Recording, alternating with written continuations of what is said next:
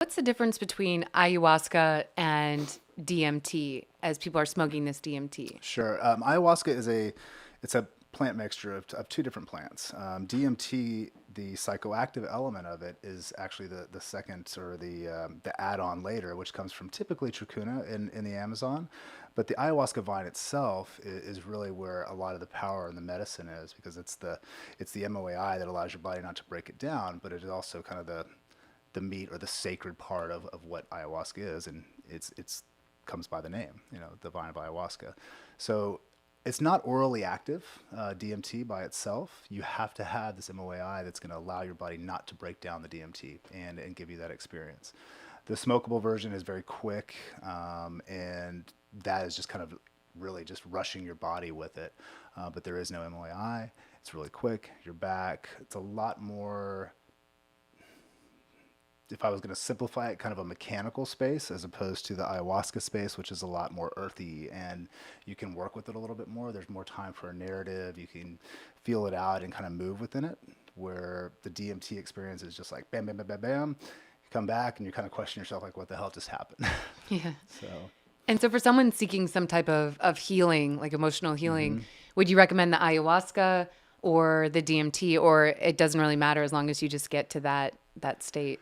I lean towards ayahuasca. I think there's more benefit there because you're having to set yourself up prior to going through the experience. Once you decide to take the medicine, the experience is essentially started there. And there's a dieta that's prior to that, so you're cleansing your body, you're getting your body ready at the same time that's getting your mind ready.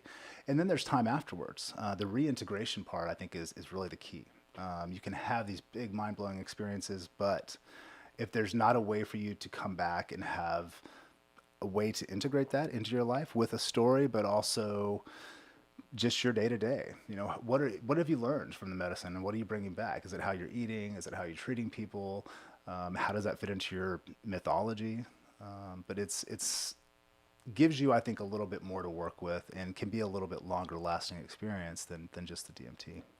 I think that's a great point you mentioned about integration, because so many, especially now with this business booming, so many centers are just bringing people down. They give them the ayahuasca, and then these people are having revelations that their entire life is upside down. They're married to the wrong person. They're in the wrong job. They have the wrong lifestyle. And then they're just sent back to the US. Yeah. And it's like, What do okay, you here do you go. now? Yeah. Yeah. So we had a psychotherapist on the show who was talking about how that's kind of become a new level of clientele for her. All these people Mm, returning from ayahuasca trips that need to figure out how to integrate all of these insights they've been given and really just slowly transform their lives mhm. to get what they want. Because as you mentioned, if you don't do the integration, you'll have the great experience and come back and then continue being in your job that you're unhappy in, your Sure. marriage you're unhappy in, and nothing will change.